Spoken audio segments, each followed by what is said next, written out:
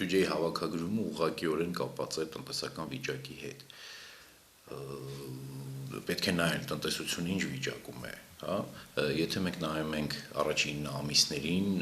ցուցանիշները այնքան սարսափելի չեն, ինչքան որ նայում ենք 10 ամիսների կտրվածքով, հա, դինամիկա կա շատ հստակ ու շատ տխուր դինամիկա, որ տարվա երկրորդ կիսամյակից սկսած տնտեսությունը, եթե կարելի էր ասել սկզբում, երկրորդ կիսամյակի սկզբում անկում էր ապրում, ապա դրանից հետո կարելի ասել, որ գահավիժում է ուղղակի 7-8% տնտեսական ակտիվության ցուցանիշի անկում այս տարվա հոկտեմբերին, անցած տարվա հոկտեմբերի համեմատ, մի քիչ ճիշտ ասած ցուցանիշները անհասկանալի են, թե ինչ է տեղի ունեցել սեպտեմբերի ու հոկտեմբերի ամիսներին գյուղատնտեսության անկումը անցած տարվա նույն ամսվա համեմատ սկզբում 20%, հետո 30%, անհասկանալի թվեր են, ճիշտ ասած, ենթադրվում է, որ նախկինում այդ թվերը նկարվել, ուռճացվել են, հիմա ուղղակի նկարելու տեղ չկա ու պաշտոնական վիճակագիրները փորձում են սրբագրել իրենց նախկին նկարները, հա, եթե այսպես ասենք, այս տարի ճիշտ ասած տնտեսական աճ որևէ ակնկալելը չափազանց այսպես լավատեսական մոտեցում է, նույնիսկ են 2.2-2.4% տնտեսական աճ, որ իրենք ասում են մենք կարող է չունենանք, իմ կարծիքով կարող է մենք երևի զրոյական տնտեսական աճ ունենանք նույնիսկ տարվա վերջին։ Ինչ կլինի հաջորդ տարի մենք մտնում ենք շատ վատ ցուցանիշներով,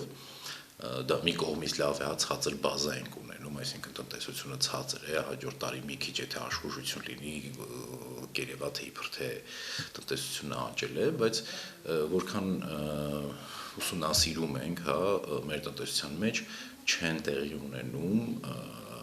խորքային փոփոխություններ, բարեփոխումներ, այսպես ասենք, հա, մեր տնտեսության խնդիրը խորքային է, այդ կոսմետիկ միջոցներով տնտեսության համար այսպես լավ իրավիճակ ստեղծել չենք կարող, հա, դրանք հայտնի են խոչընդոտներ, ոնց մասին արդեն չգիտեմ տարիներով, տասնյակ տարիներով ասում ենք դա մրցակցության իսպառ բացակայությունն է տնտեսության մեջ, կոռուպցիայի արդեն աներևակայելի մակարդակ, հովանավորչություն, բիզնեսի ու քաղաքականության, ասենք, անհավանական սերտաճում, քանի դեռ այդ պատճառները վերացված չեն, Հայաստանի տնտեսությունից լուրջ ակնկալիքներ ունենալ մենք ցավոք սրտի չենք կարող։ Ոչ մի կերպ չի երևում, որ իշխանությունը պատրաստ է, հա, ունի այդ քաղաքական կամքը, այսպես արմատապես վերացնել այդ խոչընդոտները, ինչ-որ կոսմետիկ փոփոխություններ են լինում, հա, ինչ-որ ապրանքների կոնկրետ դեպքում փորձում են գներ իջեցնել, որ բոլորը մտածեն, թե հա, հեսա տեսեք ինչ փոփոխություն է, բայց դրանք բովանդակային փոփոխություններ չեն, դրանք կոսմետիկ փոփոխություններ են, որոնք կարող է մի քանի ամիս հետո պատտվել հակառակ ուղղությամբ, որևէ այստեղ երաշխիք, որ այդպես չի լինելու, մենք չունենք, դրա երաշխիքն է, որ լինի մրցակցություն։ Եթե իրենք չեն հաստատ, չեն սահմանում, չեն պաշտպանում, չեն խթանում մրցակցությունը, ուրեմն չի լինի ոչ մի բան։ Իսկ հաջորդ տարի նաև այդ ամեն ինչին գումարվում են ընտրությունները։ Մինչև ընտրությունները կառավարությունը առավելագույն պոպուլիզմի կանցնի, արդեն այսօր երևում է, թե ինչ են անում իրենք, ասենք դրամի փոխարժեքը կայուն պահելու համար, այսպես ասենք տնտեսության թթվածինը հակված է,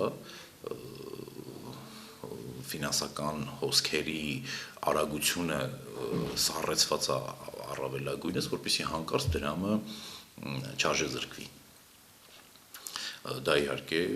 հարվածում է տնտեսությանը ու այն հարվածը, որ այսօր ստանում է տնտեսությունը դրա պատճառով, մենք դրա հետևանքները կտեսնենք շատ ավելի ուշ, հա, երբ որ տեսնենք տնտեսությունը թթվածնի պակասից ուղղակի խեղդվեց, հա։ Ների ընտրություններից հետո ավելի ակնառու Ընտրություններից հետո կարծում եմ տնտեսական ցուցանիշներն էլ դա ցույց կտան, կլինեն ցնցումներ, տնտեսական, ֆինանսական ցնցումներ։ Մեծ է հավանականությունը ամենայն դեպս դրա։ Բյուջեի կատարման իմաստով մի ուրիշ ավելի այսպես խորքային պատճառ կա, որ չի լինելու, հա, եկող տարի մեր պետական բյուջեի դեֆիցիտը պիտի լինի մինչև 3%, որովհետև մեր պետական պարտքը արդեն անցել է համախառն ներքին արդյունքի 50%-ի սահմանագիծը, օրենքով պարտադրված է կառավարությունը պահպանել դեֆիցիտի ցածր մակարդակ, իսկ դա ինչ է նշանակում։ Նշանակում է, որ պետությունը տնտեսության մեջ ծախսեր ավելի քիչ է անելու, քան արել էր այս տարի։ Իսկ տնտեսությունը, եթե պատկերավոր այսպես կառավարությունը պատկերավոր եթե արտահայտվելու լինենք, ամենախոշոր այսպես տնտեսվարողն է տնտեսության մեջ, հա, հարյուրավոր միլիոն դոլարների գնումներ է անում, ծառայություններ է գնում, չգիտեմ, ապրանքներ է գնում եւ այլն, դա որոշակի տնտեսական այսպես ակտիվություն է, աշխուժություն է առաջացնում տնտեսության մեջ։ Հիմա հաջորդ տարի դա սահմանափակվելու է կառավարությունը, այսինքն կառավարությունը գնալու է զսպման ստիպված, հա, դրա հետ մեկտեղ կառավարությունը փորձելու է, այսինքն դա բյուջեից էլ է երևում, որ պիտի ավելի շատ եկամուտներ հավաքի տնտեսությունից, այսինքն փող քաշի, հա, ասենք քիչ փող դնի ու ավելի շատ փող քաշի։ Եթե ասենք ցանկացած այսպես չգիտեմ գործարանի բանով մասշտաբով էլ նայենք, եթե քիչ ներդրում ես անում ու շատ փող ես վերցնում այդ գործունեությունից, հա, գործարանի աշխատանքի այսպես հնարավորությունները ավելի են սահմանափակվում։ Հաջորդ տարի լինելու է դա։ Այնպես որ հաջորդ տարվա հետ կապված այսպես շատ մեծ լավատեսական սպասումներ ունենալ մեղմ ասած պետք չի։ Եվ երեք նաև նշվեց, որ նույնիսկ պարտությամբ նշվեց, որ մեր գնաճը 0.9-ի սահմաններում է բավականին ցածր մակարդակի վրա, բայց մեկ ահազանգ եղավ, եթե կարելի դա ահազանգ անվանել, պետեկամուտների կոմիտեից, որ այս տարի իրենց ակնկալիքները չեն արդարացել եւ 6 միլիարդով մուտքերը քիչ են եղել եւ նույնիսկ ճեղքվածք ունենք 77 միլիարդի եւ այսպիսի պատկերով մտնում ենք 2017 թվական, որը նաեւ պատասխանատու տարի է, ինչպես դուք նշեցիք ընտրությունների պահով եւ նաեւ տնտեսական այդ պատասխանատվության պահով։ Ինչպես է դա կոմպենսացվելու այդ ճեղքվածքը, այդ մուտքերի ապահովում, այսինքն նոր վարկերի ներգրավում, որը գրեթե կարծես թե բացառվում է կամ քիչ տոկոսի հասցվելու պետական պարտքի պատճառով, ինչ է լինելու այս ցուցանիշների հետ։ Նախ պետք չի ոգևորվել նրանից, որ Հայաստանում ցածր գնաճ է արձանագրվում, հա, պետք է նայել դրա պատճառները, ինչու է ցածր գնաճ արձանագրվում, շատ պարզ պատճառով, բնակչության գնողունակությունը ցածր է, տնտեսվարողները չեն կարողանում իրենց ապրանքները այսպես խելամիտ շահույթով, հա, իրացնել, տնտեսվարողները իրենք են աղքատանում, հա, իրենց աշխատողներին ավելի քիչ են այսպես աշխատավարձ վճարում, եւ այլն, գնաճը լավ բան չի։ Ամբողջ Եվրոպան արդեն մի քանի տարի պայքարում է ցածր գնաճի դեմ։ Ինքը գնաճը տնտեսագետ ցանկացած տնտեսագետ ձեզ կասի, որ գնաճը պիտի լինի կայուն, նորմալ, կանխատեսելի մակարդակում։ Մեր պետական բյուջեում դա դրված է 2.5-ից 5.5%, այսինքն 2.5%-ից ցածր գնաճը արդեն ռիսկային է։ Իսկ մենք ունենք 0-ին մոտ։ Այսինքն այստեղ ուրախանալ, որ գնաճը ցածր է,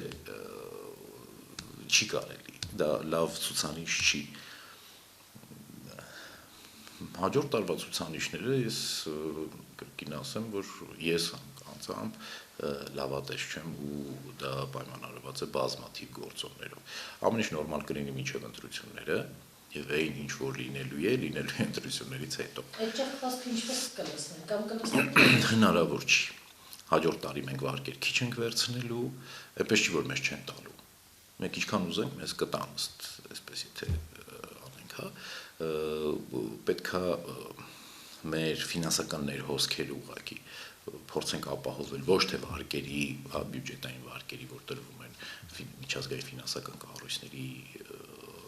կողմից, այլ ապահովել օտարերկրյա ներդրումների ներհոսք։ Օտարերկրյա ներդրումների ներհոսքը այսօր ոչ թե զրոյական է, այլ